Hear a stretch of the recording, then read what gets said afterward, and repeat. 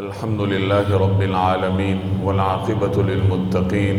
والصلاة والسلام على رسوله محمد وعلى آله وأصحابه أجمعين وعلى من تبعهم بإحسان إلى يوم الدين. أما بعد فأعوذ بالله من الشيطان الرجيم. بسم الله الرحمن الرحيم. فرح المخلفون بمقعدهم خلاف رسول الله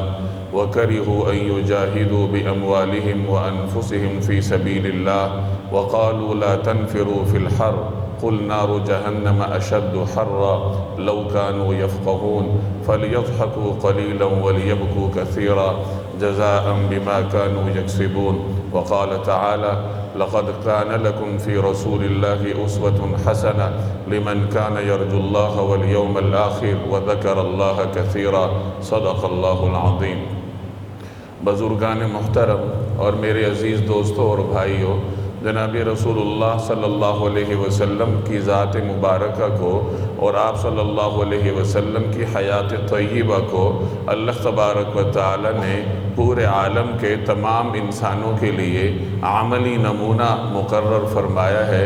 اس دنیا میں رہنے والا ہر انسان جناب نبی کریم صلی اللہ علیہ وسلم کی سنت پر عمل کرنے کا پابند ہے. دنیا میں ایک عام انسان پر جو حالات گزرتے ہیں، اللہ جل جلالہ کی مشیت یہی تھی کہ وہ حالات جناب رسول اللہ صلی اللہ علیہ وسلم پر گزریں. ایک عام آدمی صحت مند بھی ہوتا ہے، بیمار بھی ہوتا ہے، موسموں کے تنوع کو بھی برداشت کرتا ہے. کبھی گرمی کی شدت کا سامنا کرنا پڑتا ہے، کبھی شدید سردی کا سامنا کرنا پڑتا ہے، کبھی موسم معتدل ہوتا ہے. تو ایک عام انسان پر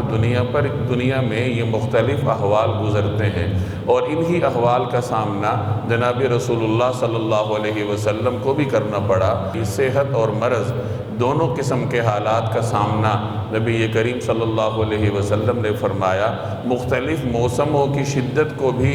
آپ صلی اللہ علیہ وسلم نے گوارا فرمایا، اور ان تمام حالات میں اللہ تبارک و تعالیٰ کی عبادت کر کے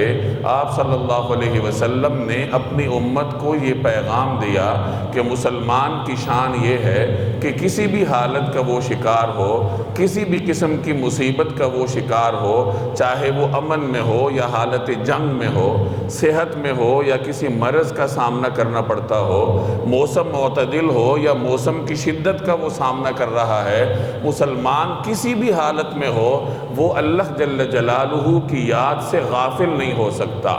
یہی جناب رسول اللہ صلی اللہ علیہ وسلم کا بنیادی پیغام ہے جو رسول اللہ صلی اللہ علیہ وسلم نے اپنی امت کو پہنچایا کہ ایک امتی، ایک مسلمان خواہ کسی بھی حالت سے گزر رہا ہو. حالات کی تفصیل ہے، ہر شخص بخوبی جانتا ہے کہ میں کن حالات کا شکار ہوں، اور اگر وہ تھوڑی سی جستجو کرے کہ میں جس حالت سے گزر رہا ہوں اس حالت کے ساتھ رسول اللہ صلی اللہ علیہ وسلم کا طرز عمل کیا تھا، تو یقیناً اس کو نبی کریم صلی اللہ علیہ وسلم کا طرز عمل اسی حالت میں مل جائے گا کہ آپ صلی اللہ علیہ وسلم نے فرض کیجئے جنگ میں عبادت کیسے کی، امن میں عبادت کیسے کی، مرض میں عبادت کیسے کی، صحت میں عبادت کیسے کی، موسم کی شدت میں آپ صلی اللہ علیہ وسلم نے اللہ کی یاد کو کیسے برقرار رکھا. تو ایک عام امتی جب اپنے اوپر گزرنے والے حالات میں رسول اللہ صلی اللہ علیہ وسلم کا طرز عمل تلاش کرتا ہے تو اسے مل جاتا ہے. اور یہی پیغام ہے اللہ کے اس ارشاد کا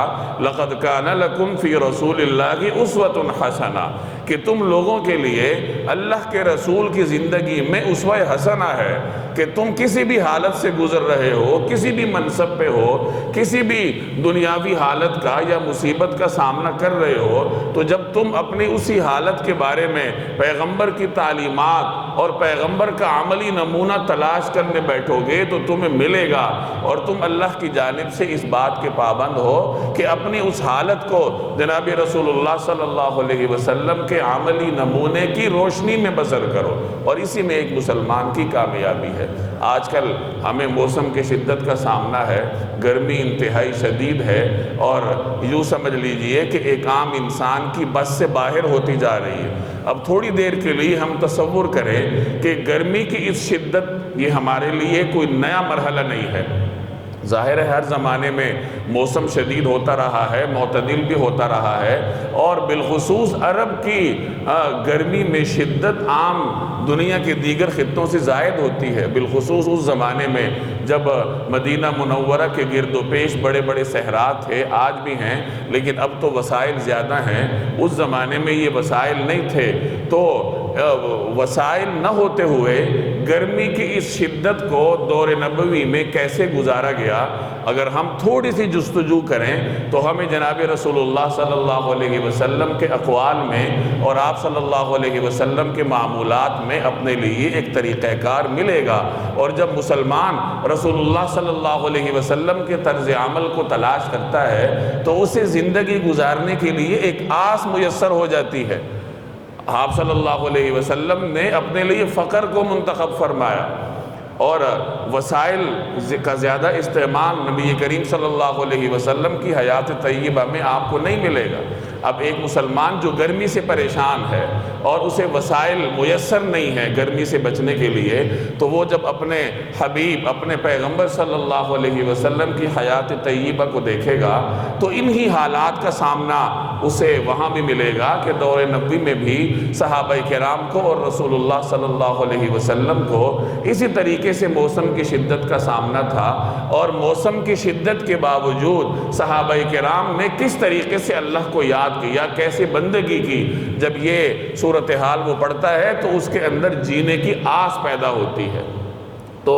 دو قسم کی چیزوں کو پڑھنے کی ضرورت ہے۔ پہلے نمبر پر یہ کہ نبی کریم صلی اللہ علیہ وسلم نے ایک مسلمان کی تربیت ایسے فرمائی ہے کہ مسلمان کی زندگی کا محور اس کا آخرت ہو۔ ہر انسان کی زندگی کے دو حصے ہیں، زندگی کا پہلا حصہ وہ زمین کے اوپر گزارتا ہے اور اگلا حصہ وہ آخرت کی شکل میں گزارتا ہے، برزخ میں ہو یا قیامت کے احوال ہوں، اور پھر جنت اور جہنم کا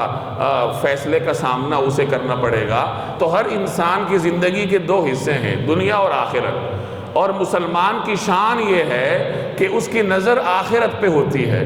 اس کی اس پوری زندگی کا محور اس کی آخرت ہوتی ہے، اور دنیا میں آنے والی ہر حالت کو وہ آخرت کے ساتھ جوڑتا ہے۔ میں ایک دو روایات آپ کو سناتا ہوں۔ ایک روایت کا مفہوم ہے کہ جہنم نے اللہ جل جلالہ کی بارگاہ میں عرض کیا کہ یا اللہ میرا ایک حصہ دوسرے حصے کو کھائے جا رہا ہے، تو اللہ تبارک و تعالی نے اسے دو سانسیں لینے کی اجازت دی۔ ایک سانس کی وجہ سے دنیا میں گرمی پھیلتی ہے اور دوسری سانس کی وجہ سے دنیا میں سردی پھیلتی ہے۔ چنانچہ روایت کا مفہوم ہے کہ اللہ نے اسے دو سانسیں لینے کی اجازت دی۔ چنانچہ تم یہ جو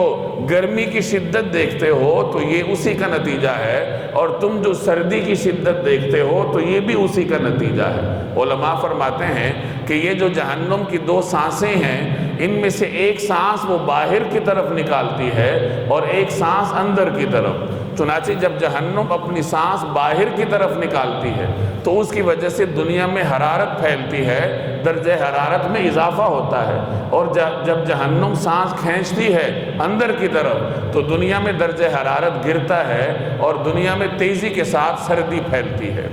اسی طریقے سے ایک اور روایت میں ہے کہ امام ابن السنی نے یہ روایت عمل الیوم واللیلہ میں نقل کی ہے۔ حضرت ابو ہریرہ رضی اللہ تعالی عنہ کی روایت ہے کہ جب شدید گرمی کا دن ہوتا ہے تو ایسی حالت میں اگر کوئی شخص یہ دعا پڑھ لے، لا الہ الا اللہ ما اشد حر ھذا اليوم اللہم اجرنی من حر جہنم، کہ اللہ کے سوا کوئی معبود نہیں ہے، ما اشد حر ھذا اليوم، آج کی گرمی کتنی زیادہ ہے، آج کتنا گرم دن ہے، اللہم اجرنی من حر جہنم، یا اللہ مجھے جہنم کی حرارت سے، جہنم کی گرمی سے بچائے رکھ۔ تو جو آدمی گرم دن کے موقع پر یہ دعا پڑھ لے تو اللہ تبارک و تعالی جہنم سے ارشاد فرماتے ہیں کہ میرے بندوں میں سے ایک بندے نے تیری حرارت سے اور تیری گرمی سے میری پناہ مانگی ہے، اور تو گواہ ہے کہ میں نے اسے پناہ دے دی ہے۔ اور جب کسی دن شدید سردی ہوتی ہے،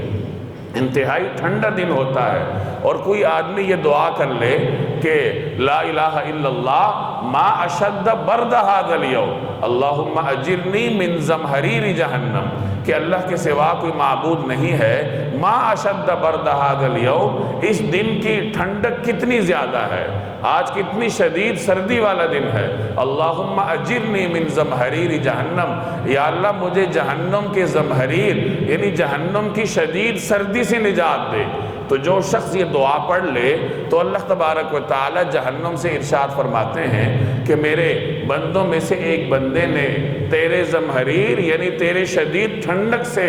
میری پناہ مانگی ہے اور تم گواہ رہو کہ میں نے اسے پناہ دے دی ہے۔ اب ان دو روایات سے مسلمان کے سامنے ایک طرز عمل آتا ہے کہ مسلمان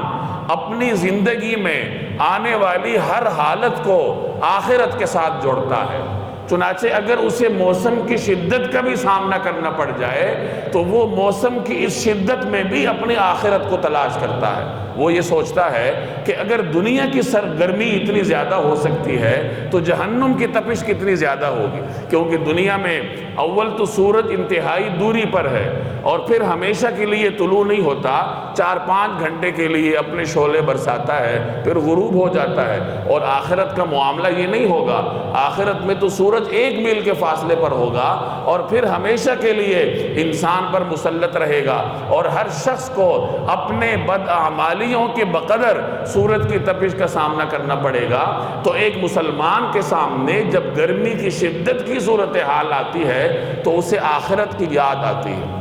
وہ آخرت کو دیکھتا ہے، اور یہی ہمارے اسلاف کا بھی طرز عمل رہا ہے۔ چنانچہ ایک مشہور تابعی خاتون گزری ہیں، حضرت معاذہ العدویہ رحمہ اللہ تعالی۔ ان کی شادی ہوئی تھی، ان کے شوہر کا نام تھا حضرت صلہ بن اشیم۔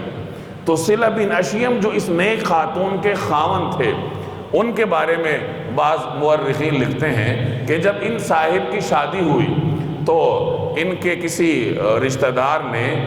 ان کو حمام میں داخل کیا۔ اس زمانے میں حمام ہوتے تھے جس میں گرم پانی کا بندوبست ہوتا تھا اور لوگ جا کے وہاں غسل کرتے تھے، اور چونکہ ہر گھر میں یہ سہولت نہیں تھی تو بعض اوقات اجتماعی طور پر بھی حمام ہوا کرتے تھے۔ اور یہ مسلمانوں کے اندر باہر سے یہ رواج آیا تھا کہ جب اسلام باہر پھیلا تھا، عجم کے ممالک بھی مسلمان ہوئے تھے تو وہاں یہ طرز عمل تھا، تو وہاں سے دیکھا دیکھی عربوں میں بھی یہ رواج عام ہوا۔ تو انہیں حمام میں داخل کیا اور اس کے بعد انہیں اپنی دلہن کے کمرے میں بھیجا۔ اب جو ان کے لیے انہوں نے جگہ تیار کی تھی وہ ظاہر ہے کہ پاکیزہ تھی، اور وہاں موسم کو بھی خوشگوار رکھنے کی کوشش کی گئی ہوگی اس زمانے کے حالات کے مطابق، اور اسے معطر رکھا گیا تھا۔ چنانچہ انہوں نے یہ صورتحال دیکھ کر نماز کی نیت مان لی۔ ان کی دلہن نے، جو کہ ایک زاہدہ اور پاک باز خاتون تھی، جب انہوں نے دیکھا کہ میرا خاوند نماز پڑھ رہا ہے تو انہوں نے بھی نیت مان لی، اور صبح تک وہ دونوں نماز پڑھتے رہے۔ اب جس رشتہ دار نے شادی کا یہ انتظام کیا تھا اور ان کو پہلے حمام میں داخل کیا اور اس کے بعد اپنی دلہن کے پاس ان کو لے کر گئے، انہوں نے صبح صلہ بن اشیم سے پوچھا کہ تم نے یہ کیا معاملہ کیا کہ ہم نے تمہارے لیے شادی کا بندوبست کیا اور تم نے بجائے دلہن کی طرف التفات کرنے کے ساری رات نماز پڑھنے میں، نوافل پڑھنے میں گزار دی۔ تو صلہ بن اشیم نے ان سے فرمایا کہ دیکھو، جب تم نے مجھے حمام میں بھیجا تو حمام کی تپش اور وہاں کی گرمی کو دیکھ کر مجھے جہنم کی گرمی یاد آ گئی، اور جب تم نے مجھے دلہن کے کمرے میں بھیجا تو وہاں کی نعمتیں اور آسائشیں دیکھ کر مجھے جنت کی نعمتیں یاد آ گئیں، اور ان دونوں نے، یعنی ان دونوں قسم کے حالات نے مجھے مجبور کیا کہ میں اپنے رب کے سامنے کھڑا ہو جاؤں اور اس کی عبادت کروں۔ تو یہ ہمارے اسلاف کا طرز عمل رہا ہے کہ جب وہ گرمی کو دیکھتے تھے یا کسی بھی شدت کو دیکھتے تھے تو انہیں جہنم یاد آتی تھی، کیونکہ جہنم میں صرف سختیاں ہیں، جہنم میں صرف شدت ہے۔ جہنم میں ایک طرف شدید گرمی ہے اور دوسری طرف شدید سردی ہے، جسے جہنم کا زمہریر کہا جاتا ہے۔ اور ایک روایت میں آتا ہے کہ جب رسول اللہ صلی اللہ علیہ وسلم سے پوچھا گیا کہ جہنم کا زمہریر کیا ہے تو ارشاد فرمایا، جس کا مفہوم یہ ہے کہ یہ جہنم میں ایک جگہ کا، ایک گھر کا نام ہے جہاں سردی اتنی شدید ہوگی کہ جب جہنمی کو وہاں ڈالا جائے گا تو اس کے جسم کے ریزے ریزے ہو جائیں گے، اس سردی کی شدت کی وجہ سے اس کے جسمانی اعضاء ہی ایک دوسرے سے الگ ہو جائیں گے۔ تو جہنم میں سختی ہی سختی ہے۔ وہاں اگر موسم گرم ہے تو شدید گرم ہے، اور اگر موسم ٹھنڈا ہے تو شدید ٹھنڈا ہے، اور دیگر مصائب اس کے علاوہ ہیں۔ اور جنت میں نعمتیں ہی نعمتیں ہیں، وہاں موسم بھی اعتدال کے ساتھ ہوگا، نہ جنتی کو گرمی محسوس ہوگی نہ اسے سردی محسوس ہوگی، اور ہر قسم کی آسائش اسے ملے گی۔ تو یہ آخرت کے دو گھر ہیں، جس میں ایک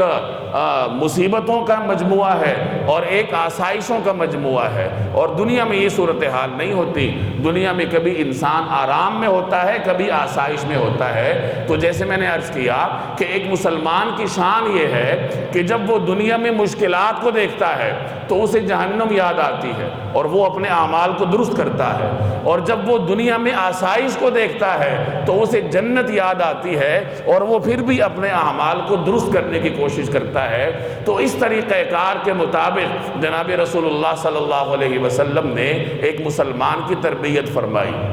آپ کو میں نے دو روایتیں سنائی، اور ان دونوں روایات سے ہی اسی طرز عمل کی تائید ہوتی ہے کہ جب گرمی کی شدت ہوتی ہے تو جہاں مسلمان اس کے ظاہری اسباب کو دیکھتا ہے کہ درجہ حرارت بڑھ رہا ہے اور اس کی فلاں وجوہات ہیں کہ ایندھن کا استعمال زیادہ ہے، جنگلات کم ہیں، فیکٹریاں بڑھ رہی ہیں، تو ان وجوہات کی بنیاد پر درجہ حرارت بڑھ رہا ہے، یہ تو ظاہری وجوہات ہیں۔ لیکن مسلمان صرف ظاہر بین نہیں ہوتا، اس کی نگاہ غیبی وجوہات پر بھی ہوتی ہے، تو وہ گرمی کی غیبی وجہ بھی تلاش کرتا ہے۔ جیسے میں نے اس روایت میں آپ کو سنائی کہ اللہ تبارک و تعالیٰ نے جہنم کو 2 سانسیں لینے کی اجازت دی ہے، اور ان میں سے ایک سانس کی وجہ سے درجہ حرارت میں انتہائی حد تک اضافہ ہوتا ہے، اور دوسرے کی وجہ سے درجہ حرارت میں کمی ہوتی ہے۔ تو مسلمان کی ایک شان یہ ہے کہ وہ کسی بھی حالت سے دوچار ہو، وہ صرف ظاہری اسباب کو نہیں دیکھتا، وہ اس کی غیبی وجوہات کو بھی دیکھتا ہے۔ اور دوسرے نمبر پر مسلمان کی شان یہ ہوتی ہے کہ وہ اپنے دنیاوی حالت کو آخرت کے ساتھ منسلک کرتا ہے کہ اگر دنیا میں یہ سختی ہے تو جہنم کی سختی کا کیا عالم ہوگا، اگر دنیا میں یہ گرمی ہے تو جہنم کی گرمی کا کیا عالم ہوگا، اگر دنیا میں یہ قحط ہے، یہ بھوک ہے، تو جہنم کی بھوک اور قحط کا کیا عالم ہوگا۔ اور جب اسے آسائش ملتی ہے، دنیا میں نعمتیں ملتی ہیں، تو وہ اس کو جنت کے ساتھ جوڑتا ہے کہ جب دنیا کی نعمتوں کا یہ عالم ہے، جب دنیا کی غذاؤں کا یہ عالم ہے، تو پھر جنت کی غذاؤں کا اور جنت کی نعمتوں کا کیا عالم ہوگا۔ تو یہ مسلمان کی شان ہے۔ اور تیسرے نمبر پر مسلمان کی شان یہ ہے کہ وہ مقعدهم خلاف رسول الله وكرهوا أن يجاهدوا بأموالهم وأنفسهم في سبيل الله وقالوا لا تنفروا في الحر قل نار جهنم أشد حرا لو كانوا يفقهون فليضحكوا قليلا وليبكوا كثيرا جزاء بما كانوا يكسبون وقال تعالى لقد كان لكم في رسول الله أسوة حسنة لمن كان يرجو الله واليوم الآخر وذكر الله كثيرا صدق الله العظيم۔ بزرگان محترم اور میرے عزیز دوستوں اور بھائیوں، جناب رسول اللہ صلی اللہ علیہ وسلم کی ذات مبارکہ کو اور آپ صلی اللہ علیہ وسلم کی حیات طیبہ کو اللہ تبارک و تعالی نے پورے عالم کے تمام انسانوں کے لیے عملی نمونہ مقرر فرمایا ہے۔ اس دنیا میں رہنے والا ہر انسان جناب نبی کریم صلی اللہ علیہ وسلم کی سنت پر عمل کرنے کا پابند ہے۔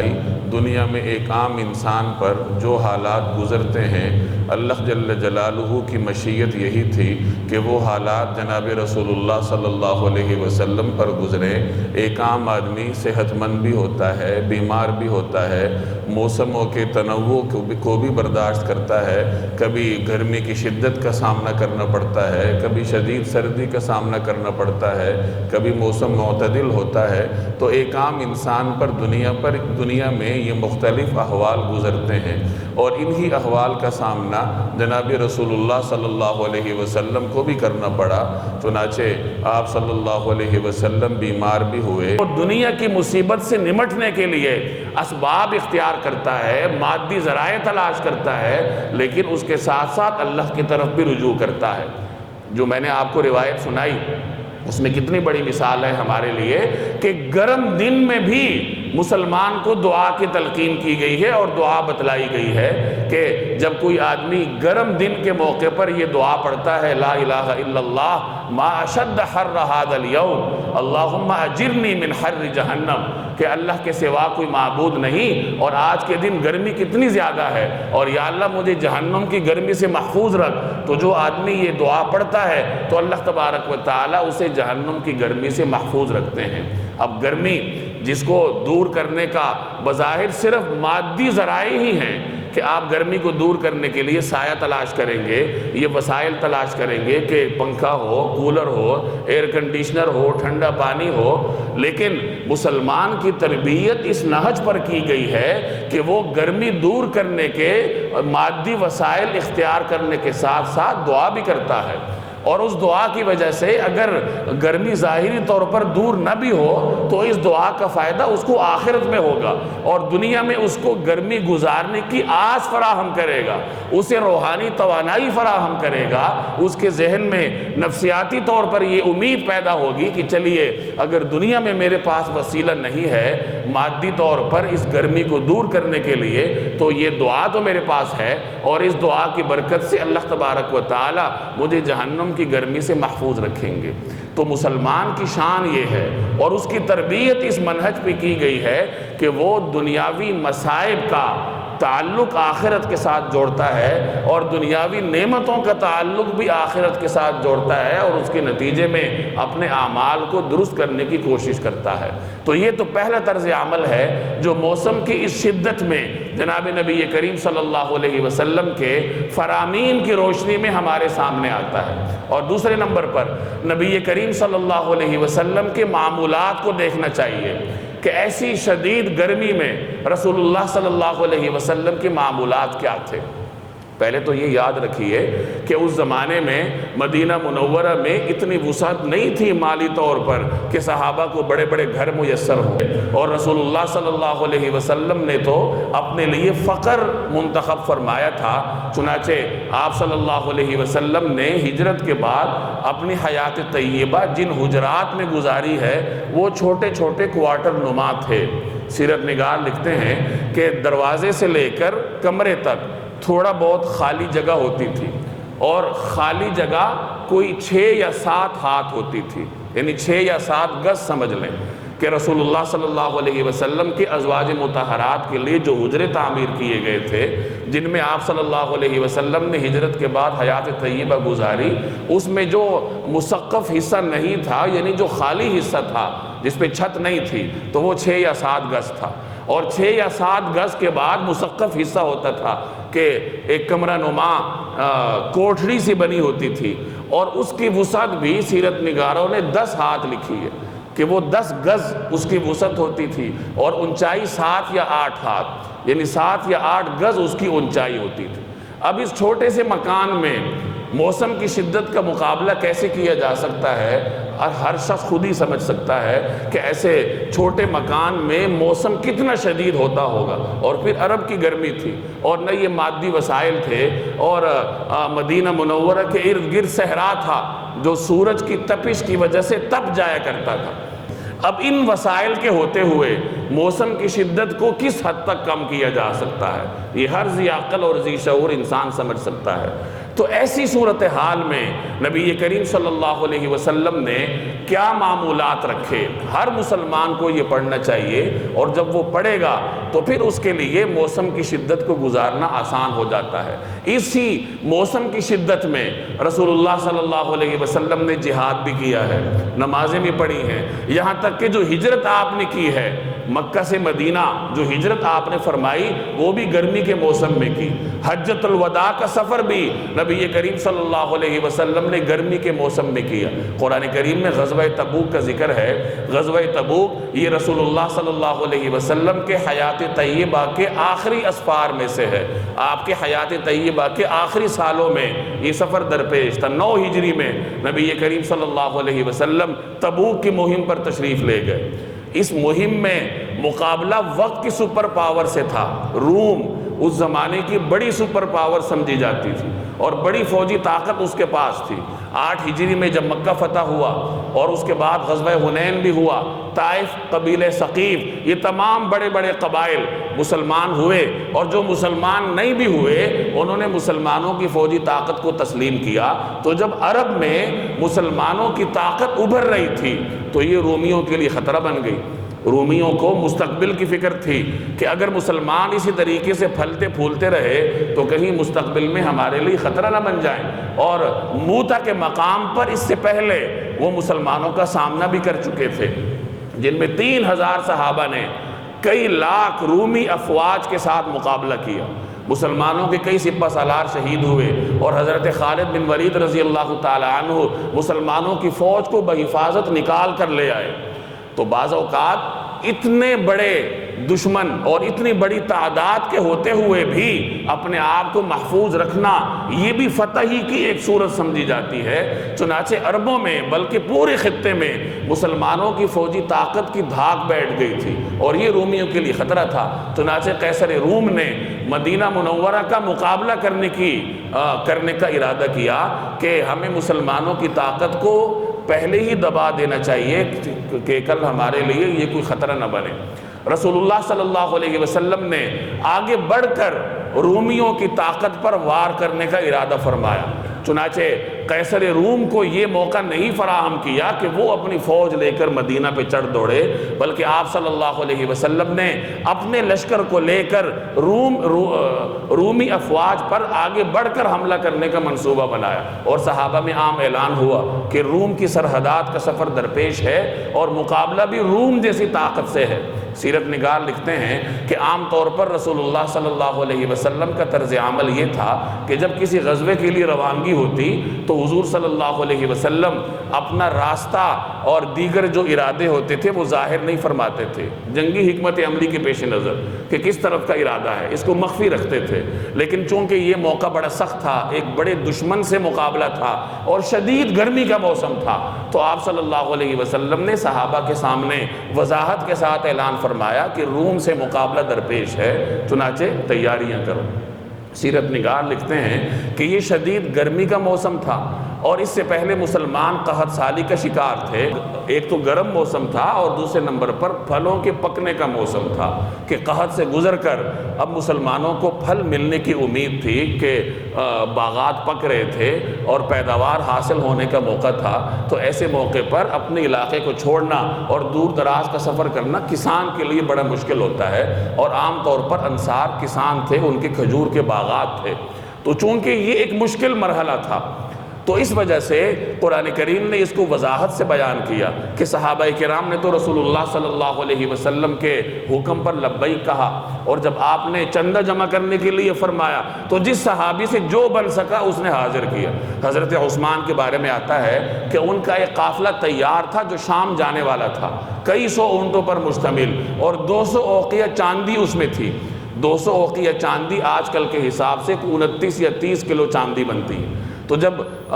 یہ قافلہ تیار تھا کہ اتنے میں جہاد کا اعلان ہوا تو حضرت عثمان نے یہ سارا قافلہ رسول اللہ صلی اللہ علیہ وسلم کی خدمت میں پیش کیا، اونٹ بھی پیش کیے اور ان پر لدا ہوا سامان اور چاندی بھی جہاد کی تیاری کے لیے پیش کی۔ اور ایک مرتبہ پھر حضرت عثمان 1000 دینار لے کر آئے اور رسول اللہ صلی اللہ علیہ وسلم کے سامنے بکھیر دیے۔ 1000 دینار آج کل کے حساب سے 5.5 کلو سونا بنتا ہے۔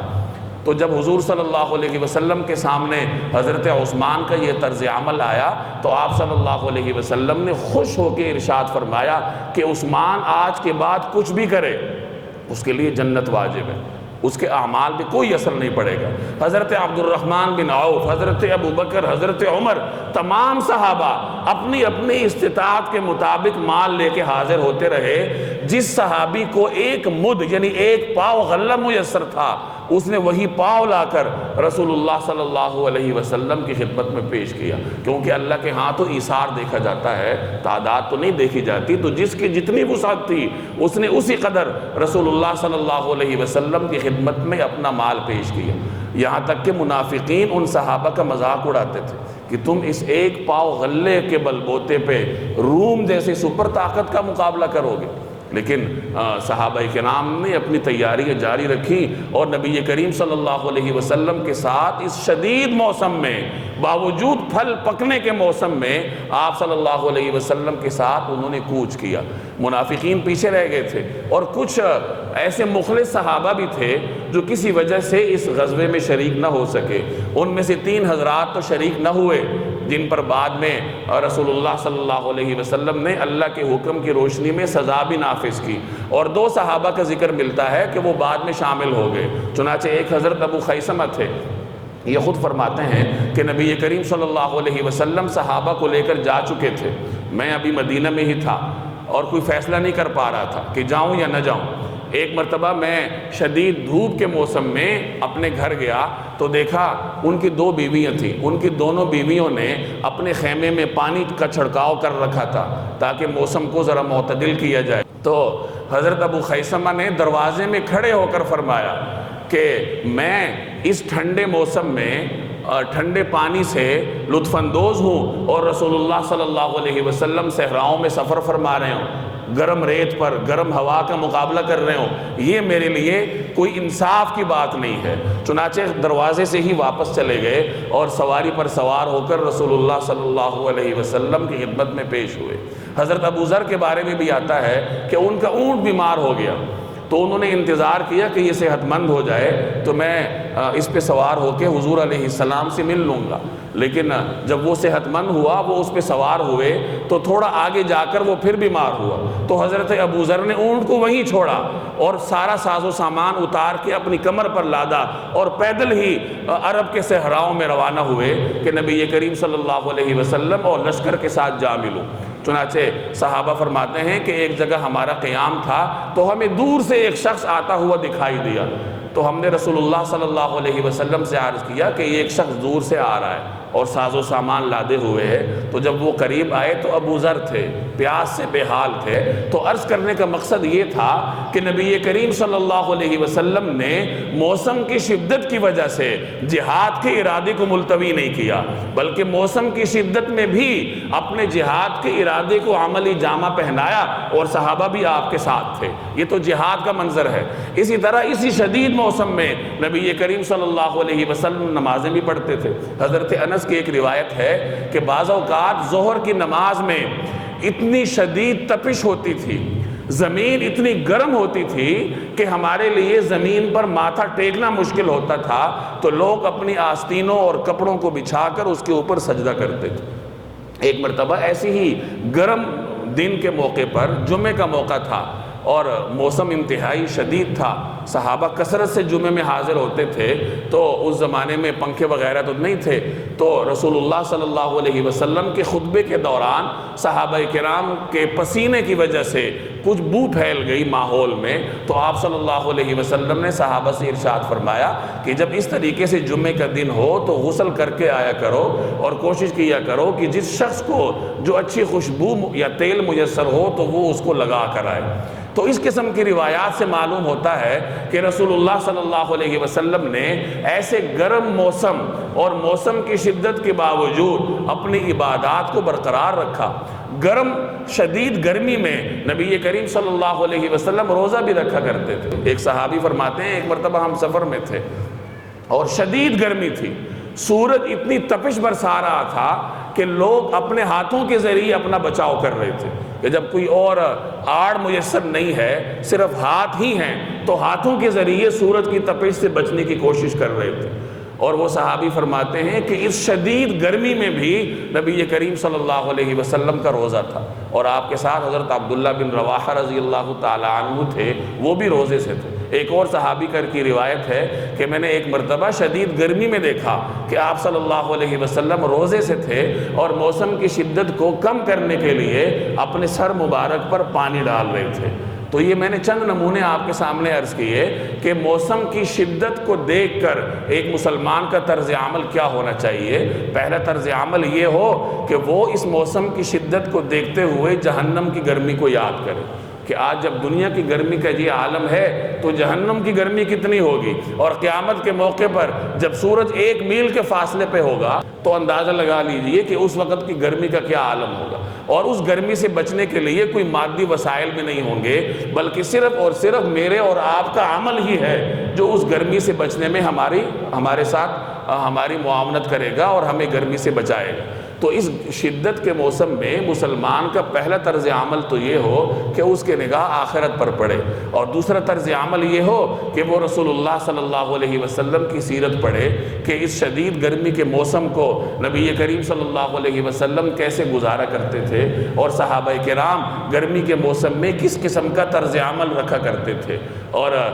اس موسم کی شدت کے باوجود اللہ کی یاد کو کیسے برقرار رکھتے تھے۔ تو جب انسان سیرت کو پڑھتا ہے، آپ صلی اللہ علیہ وسلم کی زندگی کا مطالعہ کرتا ہے، تو اس کے اندر جینے کی آس پیدا ہوتی ہے، اللہ کے ساتھ اس کا تعلق مضبوط ہوتا ہے۔ اللہ جل جلالہ عمل کرنے کی توفیق دے۔ وما علینا الا البلاغ۔